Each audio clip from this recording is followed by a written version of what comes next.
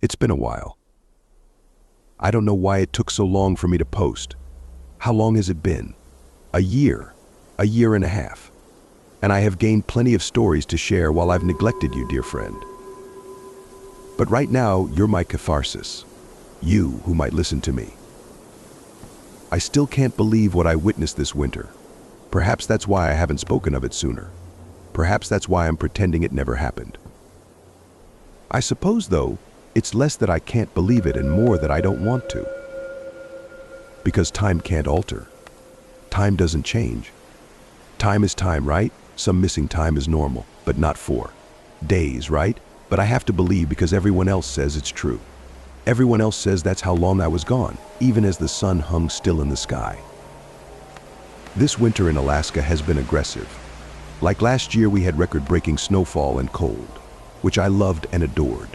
The white mountains touching dark skies, the trees bending with the weight of snow, and of course the mounds the plows would make at the end of my street. I had missed Alaska. Granted, where I stay isn't the village anymore. I'm in Anchorage, or near it. You probably don't know of the tiny towns along the highways, but if you did, well, I don't particularly want you to find me, now do I? I've finally finished processing what happened. Now that I understand what I went through after a stern tongue lashing from my grandmother's for my carelessness, I can talk about that day I heard a whisper. I wasn't sure where it came from, but it was ancient and spoke to me in Koyukon. I can confidently tell you, dear friend, that not all monsters are large and hulking. Some monsters are small and sprightly, with sharp teeth and pointy weapons, and an uncanny ability to make the days pass while the sun stays high. Everyone believes me. Except my father. My father can't. Do you know what comes with freezing temps and mounds of snow? Ice. Beautiful, solid, blue ice. The beautiful frozen waterfalls that call to me every year. Every winter I can't help but be drawn to these natural wonders. And every year I never fail to climb at least one. No matter how painful the cold is to my scar-covered body, it will happen. It was a normal day for me, all set for my adventure. Well, mostly normal. I woke with that nagging feeling in the back of my skull, as if something is watching, and you can maybe see it out of the corner of your eye. I attributed it to staying up late searching for and preparing my gear. I was up and raring to go with breakfast and lunch ready to assemble. It was a process I've done many times, and by the time I was throwing my backpack on, my sister came out of her room, yawning. Lazy bum. Where ya going this time? At your pass, checking out hillside pillars. She thought and gave a wave. 6 hours round trip, and you'll probably be out there on the falls with as much daylight as you can possibly suck out. She stared at me expectantly. So, see ya at 8 tonight. I gave a quick nod. Yes. Did you check the avalanche warnings? Yup. Things are calm today. And with that, I'm going, Mom. She shot me a sharp look and stumbled past me to the kitchen. I gave one last grin before running out the door, ignoring the shiver that ran up my spine as I stepped out. It was cold, very cold. That's all right. The drive was peaceful. I was out well before the annoying traffic that bottles up at those special points along the Glen Highway and in Palmer. Up the road to Hatcher Pass, getting little spikes of adrenaline as I got closer and closer to my destination. Once there, I chewed on my breakfast, and as soon as the sun rose, I was out of the truck, beginning the long trek to the waterfalls. A hike, a river crossing, and a 20 to 30 FT step climb, and I'd be at the main event. Why am I telling you all this? Because it was the start of a beautiful day. The start of what would be a fun day. A day where I'd conquer a piece of the world in a way very few do. As I climbed, I felt the wind and listened to its gentle whistle through the trees. The shush of snow falling off with every gentle caress. The sound of small animals rushing about to find food or shelter. A slow ascent, 1 foot above the other, one axe pull at a time. It was exhilarating. It's hard to explain the satisfaction of knowing you're one step closer to a view you can only find during this time of year. I finished my climb and stood at the top of the WI4 rated beauty and enjoyed the view just long enough to curse the short days. The breeze picked up my loose hair and tickled my nose. It almost felt like it was congratulating me on a job well done. Even as the hair on the back of my neck stood on end and I shivered. I was just cold, right? Unloading my pack, I sat down and chewed on a sandwich, taking in the sights, the mountain, the pure white snow, the small movements of life, the skiers and snowmobilers in the distance. As I was wiping the crumbs off my now freezing fingers, I heard a sound I had become familiar with. One that would always give me pause. The screech of a hawk came from high above. I couldn't help but shudder. It's the wrong time of year for one to be attracting a mate. What danger was it warning others of? I bit my lip and eyed the surroundings. What would scare a hawk in the middle of the day? Nothing pleasant. Never. I looked up the frozen river, into the trees, and to the foot of the waterfall when I heard a quiet whisper. I swallowed the thickening lump in my throat. I don't fluently speak Koyukon.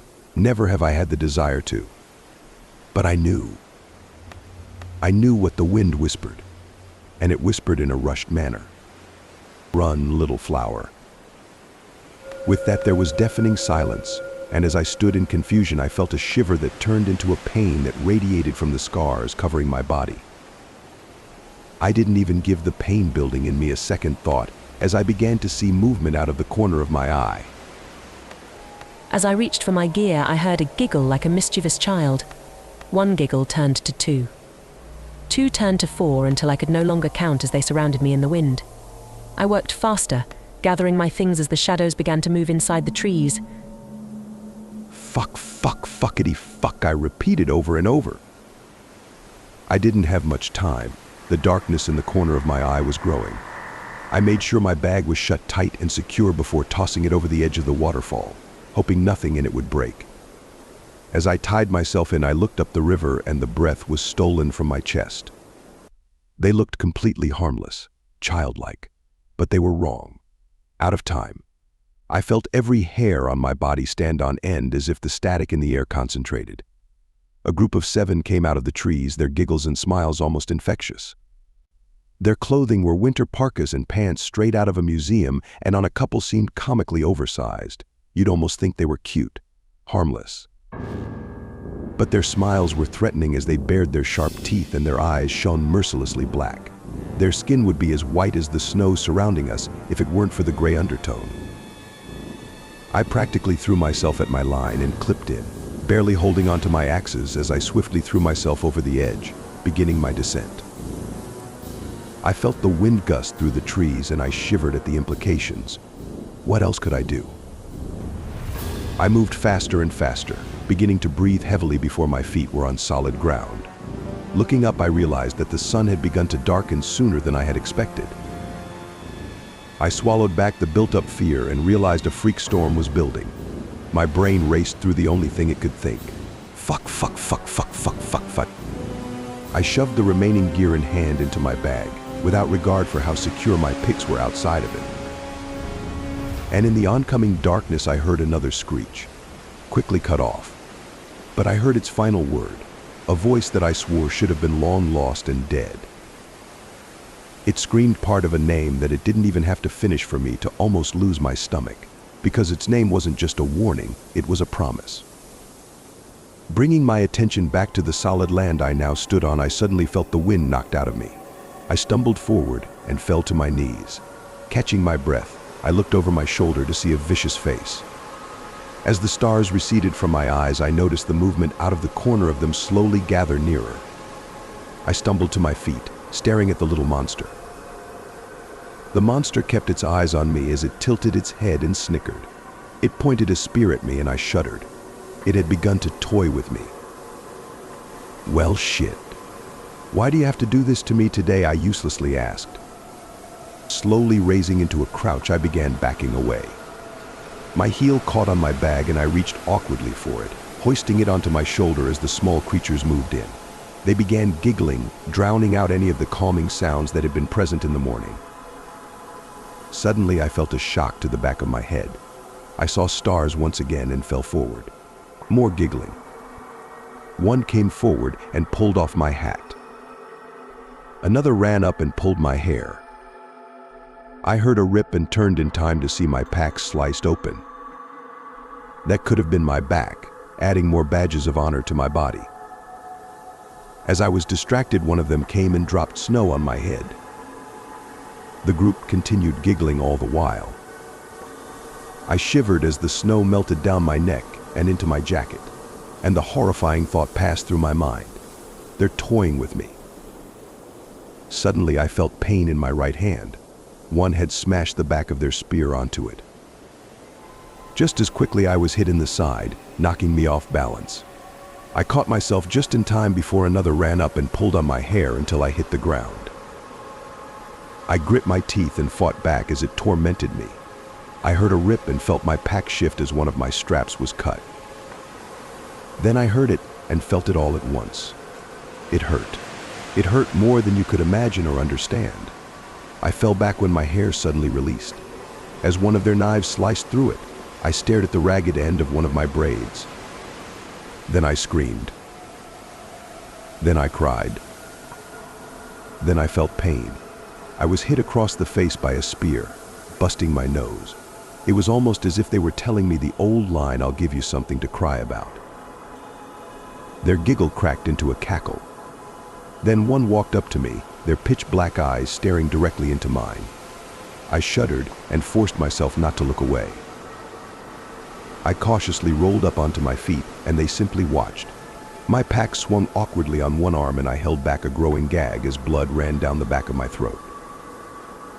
It tilted its head, and through its gnashing sharp teeth it told me, "Run." I could only feel relief that the sun was still high. Though overcast, I wouldn't be running through the woods in the darkness. I turned heel and ran past the few behind me, barely dodging the stabs of their spears.